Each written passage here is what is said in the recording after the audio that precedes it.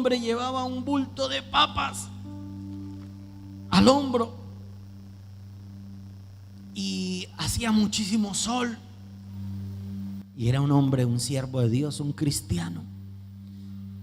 Y con su bulto al hombro, de pronto escucha al cruzarse en el camino con un joven incrédulo que lo conocía, que era un hombre de Dios, un siervo, un cristiano de verdad.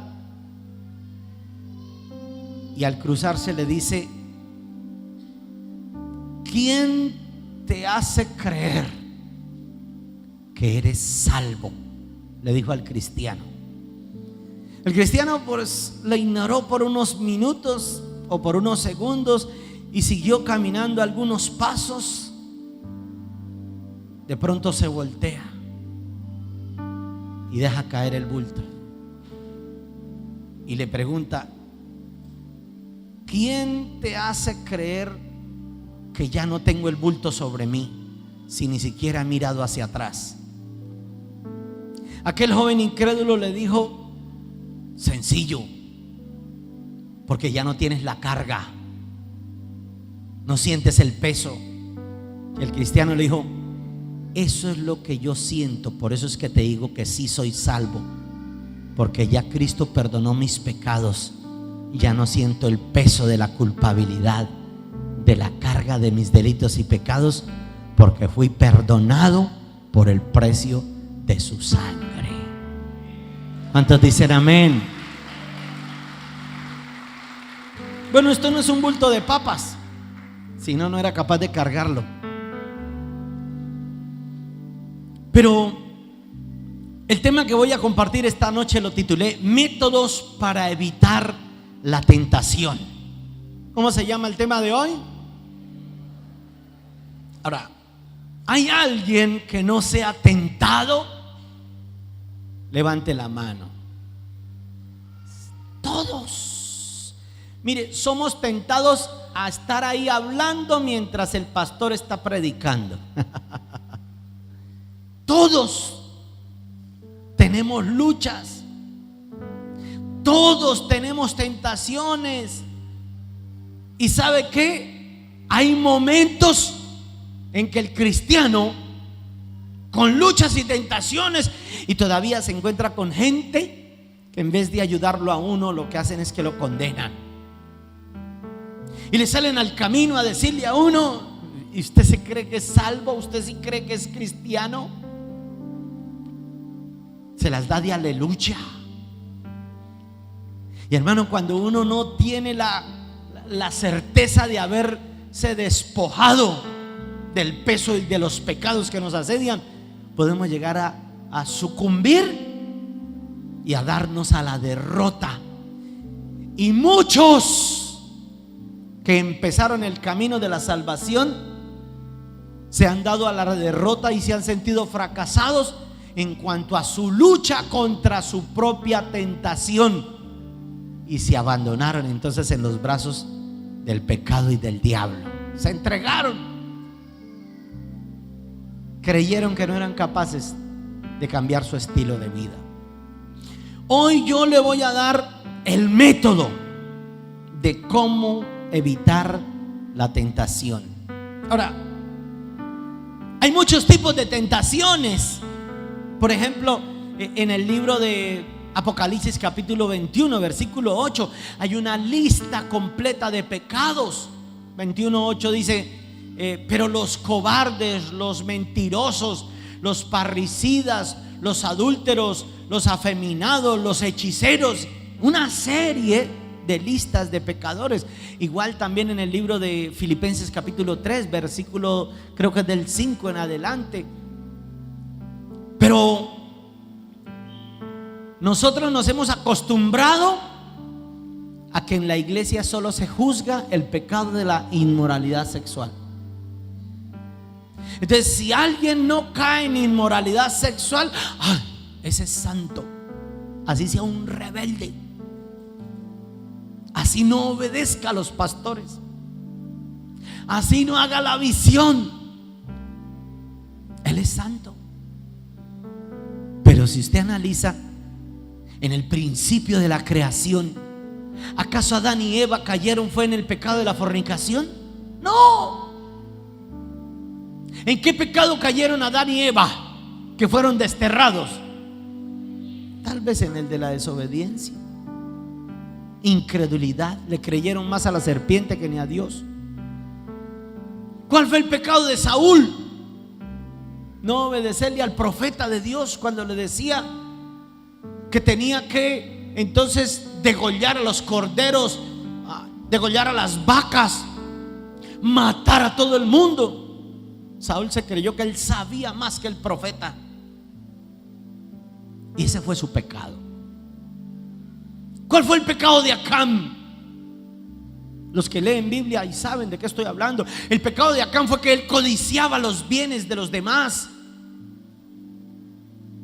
Y entonces Dios le dio una orden: no tomen nada de los demás gente. Y fue y tomó unos vestidos, comida, lingotes de oro, y los escondió debajo de su tienda, de su carpa.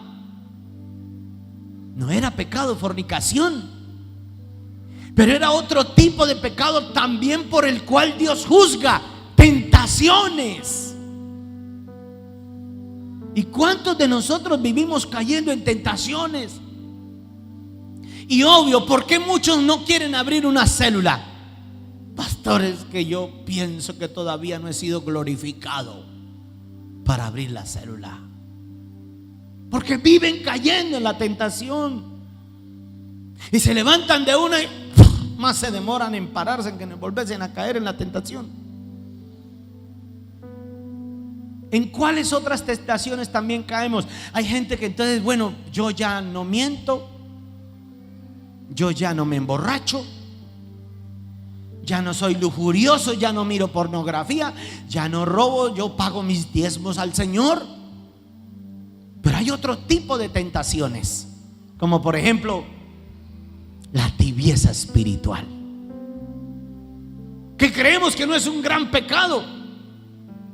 Pero si usted analiza lo que dice en el libro de Apocalipsis capítulo 3, en el verso 15 y 16, Dios escribe un mensaje a una iglesia que se ha estado capacitando, que se ha estado preparando. Y el mensaje que le dice es: yo conozco tus obras, tu arduo trabajo, pero Apocalipsis 3:15, ni eres frío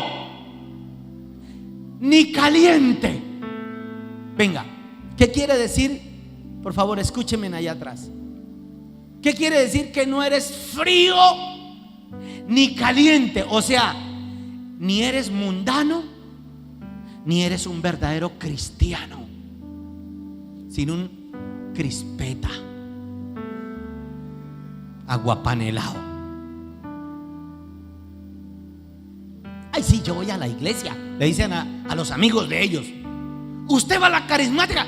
Sí, yo voy a la iglesia, pero yo no soy fanático. Ay, yo sí me echo mis guarilaques, mis canas al aire, mis chistes verdes. Tibieza espiritual. Hágale a la persona que está a su lado, dígale, hágale así, más o menos lo vomitan. Dígale así, más o menos lo vomitan. Lea: por cuanto no eres ni frío ni caliente, ojalá fueses frío o caliente, pero por cuanto eres tibio, te vomitaré de mi boca. Wow. ¿Cuántos quieren ser tibios? Levanten la mano. Ay, amén. Alguien que me lo despierte ahí. Tranquilo, que a mí me pasó una vez también. Díganle a la persona que está a su lado: a calentar motores, a abandonar la frialdad y la tibieza y andar fervientes en el espíritu para vivir la gloria del Señor. ¿Cuántos dicen amén? Lenguas de fuego es lo que Dios quiere repartir sobre cada uno de nosotros. La tibieza espiritual es otra tentación. Y hay veces que se convierten en religiosos. Ya yo ya no tiemblo. Yo ya no llego temprano a la iglesia. Yo ya no diezmo. Aguapanelas. Eso es una tentación. Hay otro tipo de tentaciones. Por ejemplo, Jeremías capítulo 48, en el versículo 10 dice: la indolencia. Y miren lo que dice Jeremías 48 versículo 10 en la pantalla. Dice: pero por cuanto, no, Jeremías 48 versículo 10 dice: maldito el que hiciere indolentemente la obra de Jehová, y maldito el que detuviere de la sangre su espada.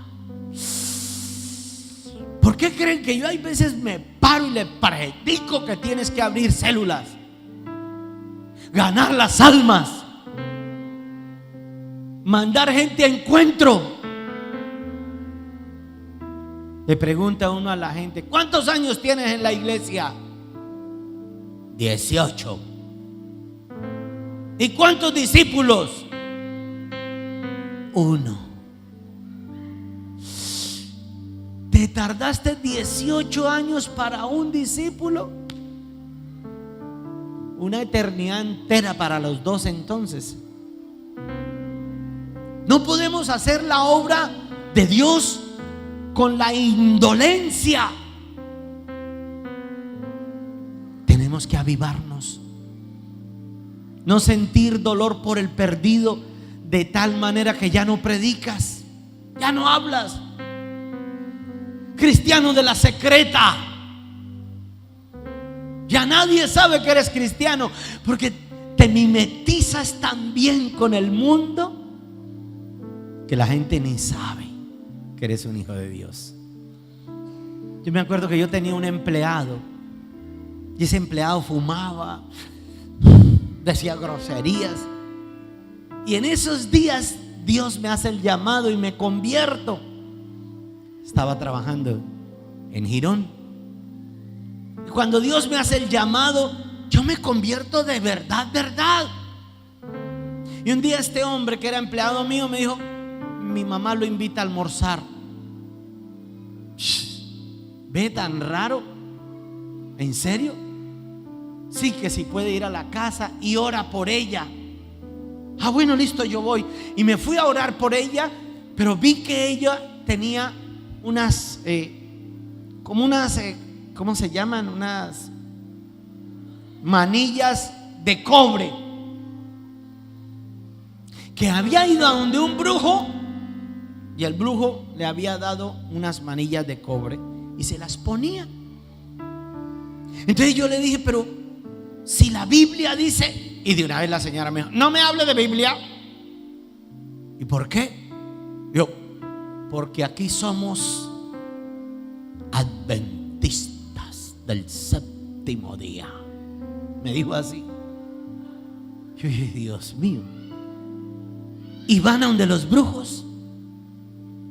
Qué liviandad, qué tibieza, qué indolencia. Y ella regañaba todavía al hijo. Digo: ¿y usted por qué nunca le predicó a don Orlando? Dice: ¿pero qué me iba a predicar si yo lo veía fumando, echando chistes groseros, haciendo barrabasadas, robándose allá hasta la plata y el sueldo?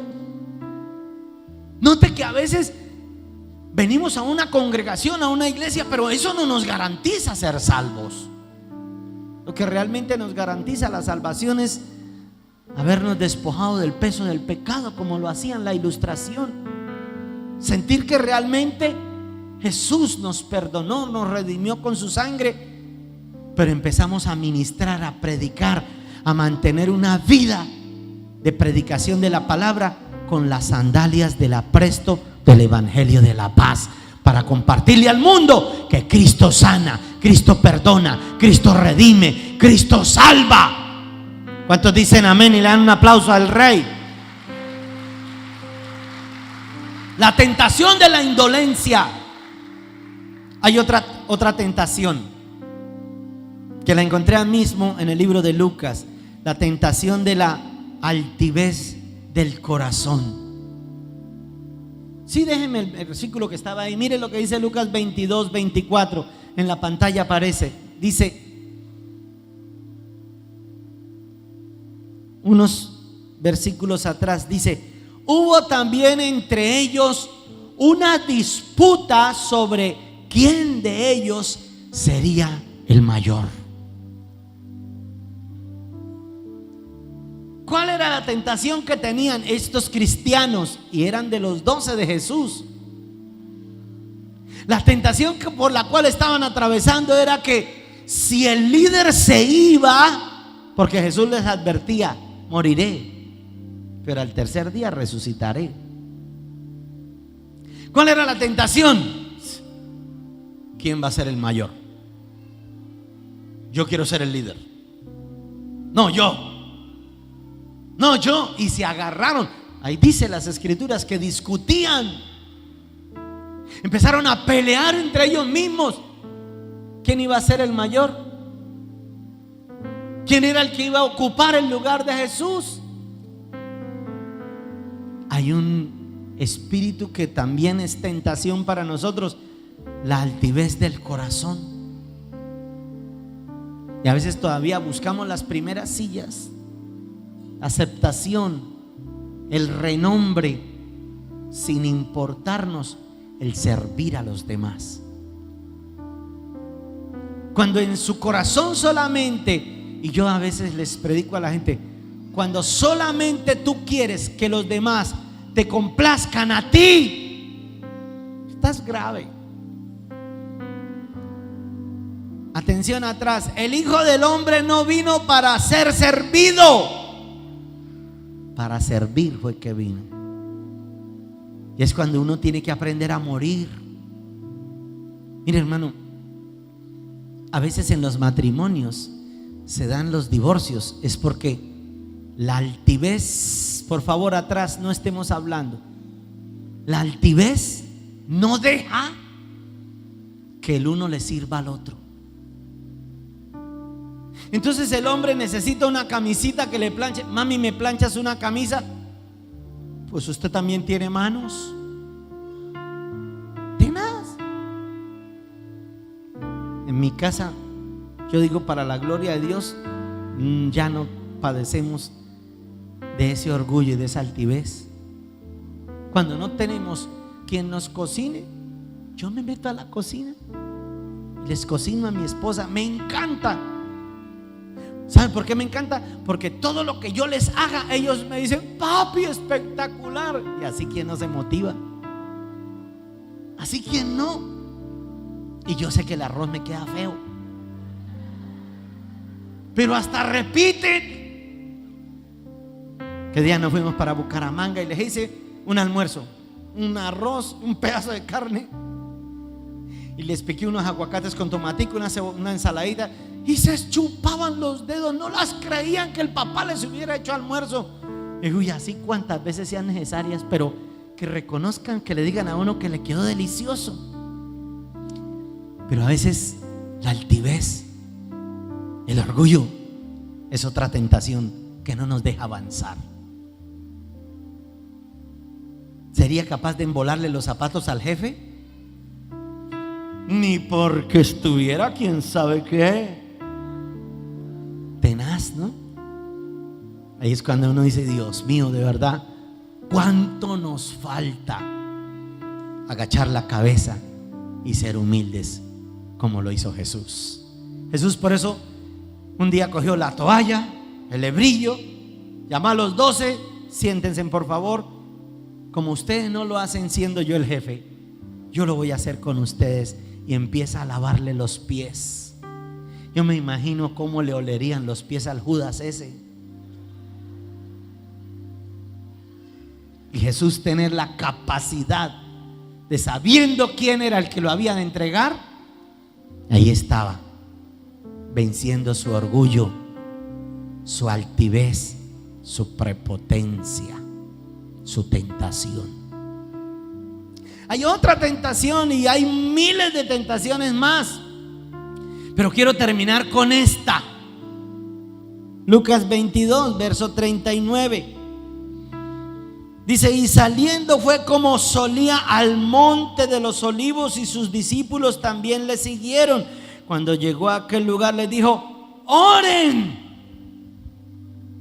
La tentación de quedarse durmiendo y no orar. ¿Cuántos padecemos de esa tentación? Los sinceros. El que no levante la mano es mucho fariseo. Esta mañana teníamos intercesión de mujeres. Levanten la mano las mujeres que vinieron a estar intercediendo aquí conmigo. Y miren, eran como 10 o 12 mujeres. 18, Rosita las contó. Tenaz. Y Jesús le decía a los discípulos, lo peor de todo era que eran de sus 12. Al maestro le pasaba lo que le pasa al pastor Orlando. ¿Y dónde están las 12? Y Jesús, por eso tenía que ir donde Pedro. Simón, ya no le dijo Pedro, porque Pedro significaba roca. Pero cuando no oramos, somos una caña quebradiza. Simón, yo me imagino que a Jesús le daban ganas de... Este era Simón. Ahí estaba durmiendo. Le daban ganas de: Señor, Simón. Yo sé que al maestro también le daban ganas de: no has podido orar conmigo una hora. ¿Cuánto tiempo pasas chateando en ese berraco celular? Horas enteras, mañanas enteras. ¿Cuánto tiempo pasas viendo televisión? Hay gente que el devocional es el WhatsApp. San WhatsApp bendito.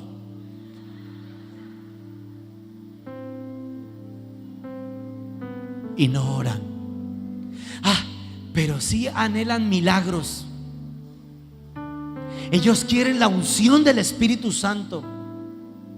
Ellos sueñan con poner las manos y ver que los enfermos se sanen y que sean echados fuera los demonios y resucitando los muertos. Oh, pastor, yo quiero ser algún día como ese gran pastor. ¿Cuántas horas en el día? 15, 10 cuando más oro.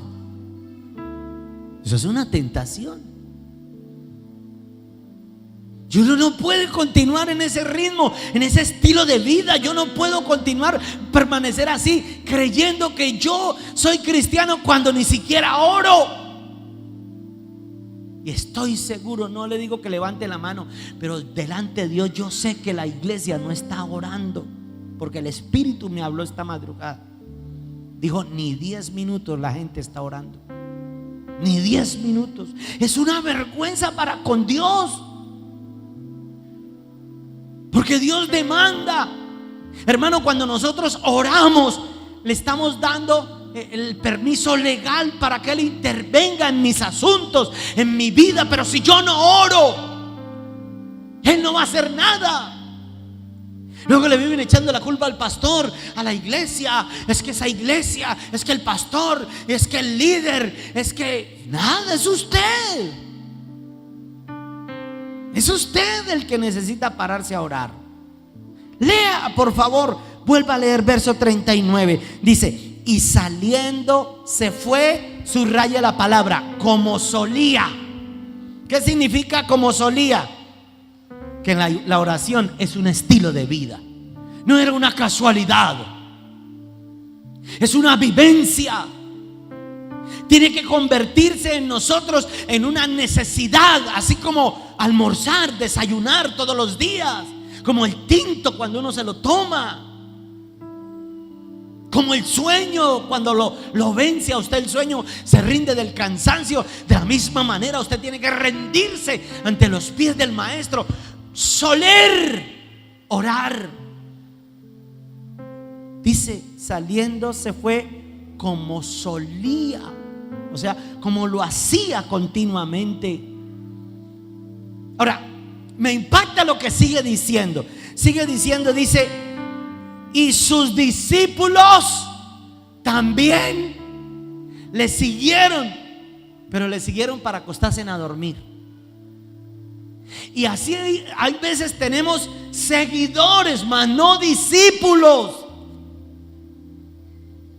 Y por eso yo cuando les predico y les exijo, les digo, bueno, deben venir pero con sus 12, formando discípulos.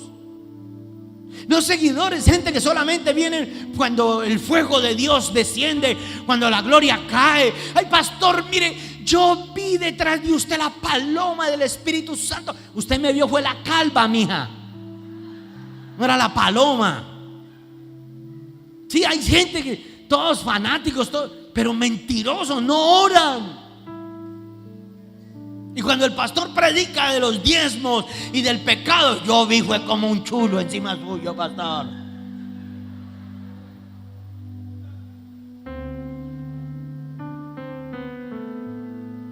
Jesús se dio cuenta que no había formado completamente a sus discípulos. Tenía seguidores y por eso les decía, no han podido orar. Carajo,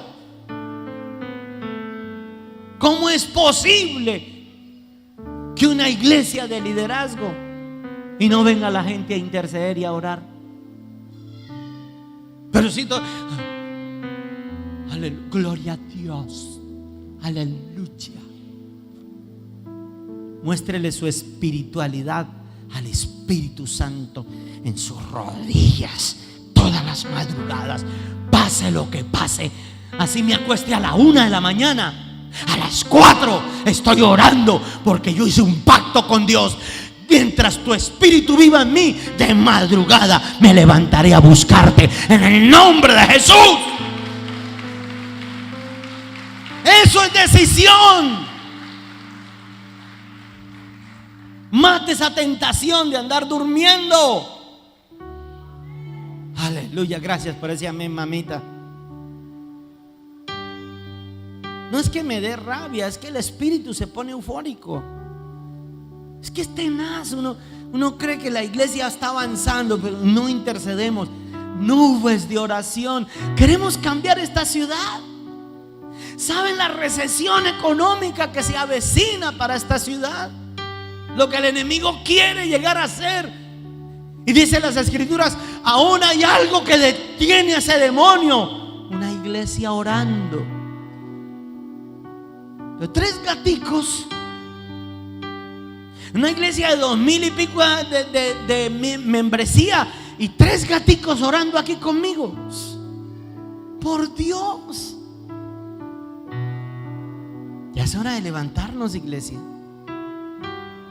Es hora de verdad de decir: Señor, perdóname, porque es una tentación horrible andar durmiendo a toda hora, comiendo y durmiendo y murmurando. No, ya está bien. Si vas a ser un discípulo, séalo completo. Por eso Jesús tuvo que decirle Simón, no le dijo Pedro, le dijo Simón. Cuando una persona no ora, es un Simón, no es un Pedro. Mire lo que sigue diciendo, verso 40. Dice: cuando llegó a aquel lugar, Jesús les dijo: orad para que no entréis en la tentación. En todas las tentaciones, la oración es lo único que ahuyenta el pecado. El que estés clamando, el que estés orando, el que estés leyendo, tú sabes que este mensaje Dios lo hizo para ti y para mí. Porque nos identificamos como cristianos con un rótulo nomás y 3 palabras que digan gloria a Dios. ¿Quién dijo que por decir gloria a Dios usted es cristiano? ¿Qué es lo que me ha mantenido 22 años y aún con tentaciones, con luchas, con bombardeos hasta de los mismos de la casa, los mismos de la iglesia, que uno todavía dobla las rodillas y se humilla ante el Rey? Yo soy de los que todavía le digo: Padre, no sé qué vistes en mí, con tantos defectos, con tantos errores, Señor. Pero aquí estoy cada madrugada. Por eso me humillo, porque sé que no es por mi poder, por mi elocuencia, por mi capacidad, por su gracia, por su amor, por su favor, por su misericordia.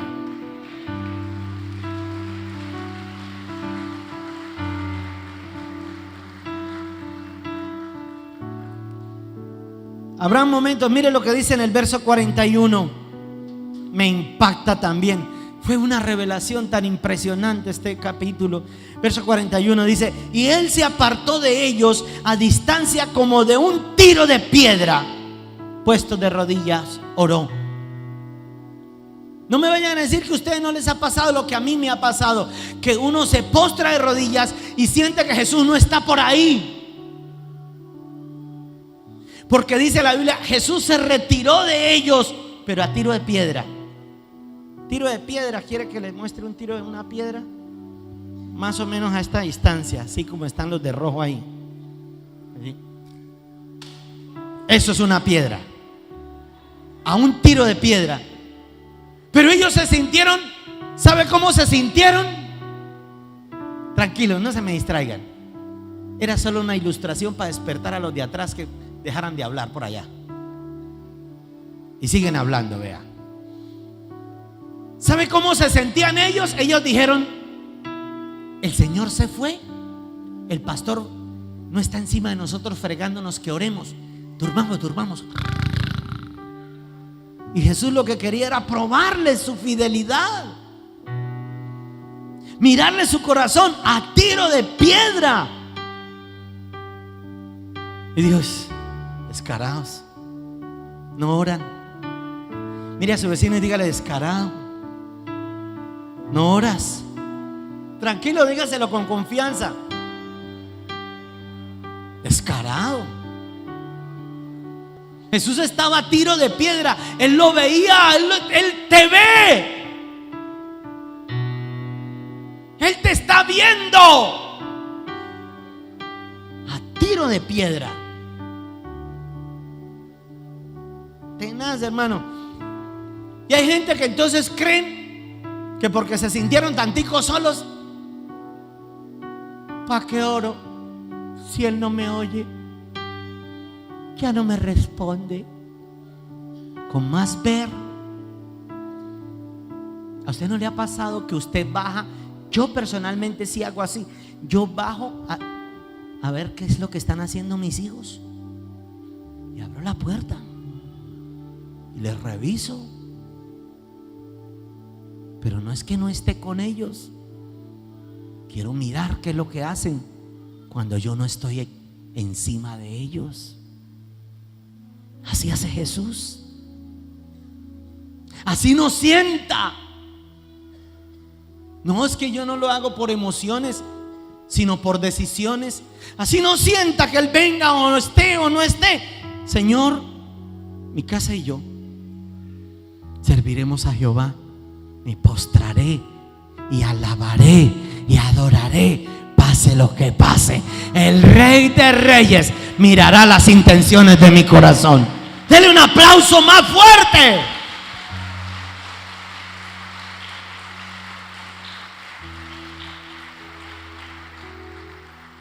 Verso 43. Ya estoy rematando.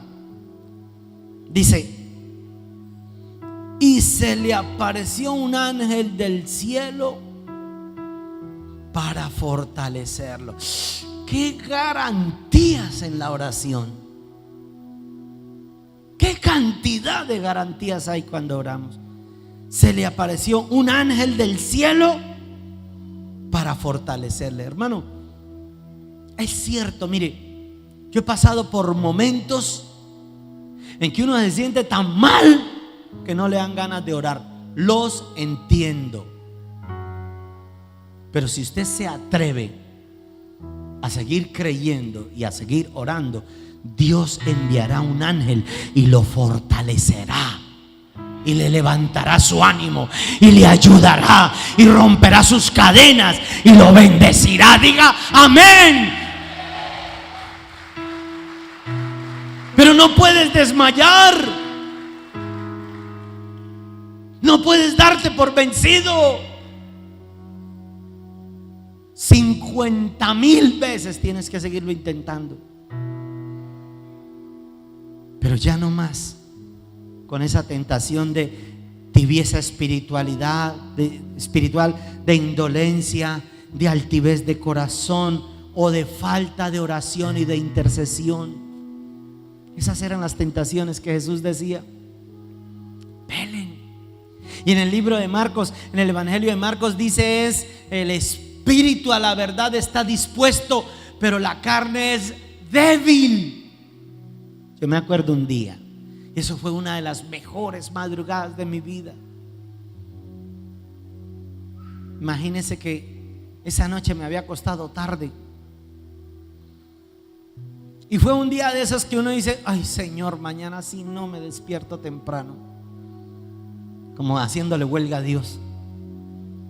Señor, ay no, mañana sí, no. Como me quedé dormido, empecé a soñar y delante de Dios le digo: me soñé en su presencia, adorándolo. Y cuando me desperté, estaba cantándole al Rey. El espíritu estará siempre dispuesto. Es la carne la que usted la tiene que sujetar, doblegar, ordenarle. Te sujetas a la palabra de Dios, mijita. Tú no te mandas sola, carne. Te sujetas a la palabra de Dios. Así como David decía: bendice alma mía a Jehová y bendiga todo mi ser su santo nombre. Bendice alma mía a Jehová y no te olvides de ninguno de sus beneficios. Así usted no tenga ganas de orar, ordéneselo. Doblegue su carne, doble sus rodillas y empiece a hacerlo. Y Dios enviará un ángel y te bendecirá y te fortalecerá en el nombre de Cristo Jesús. Amén.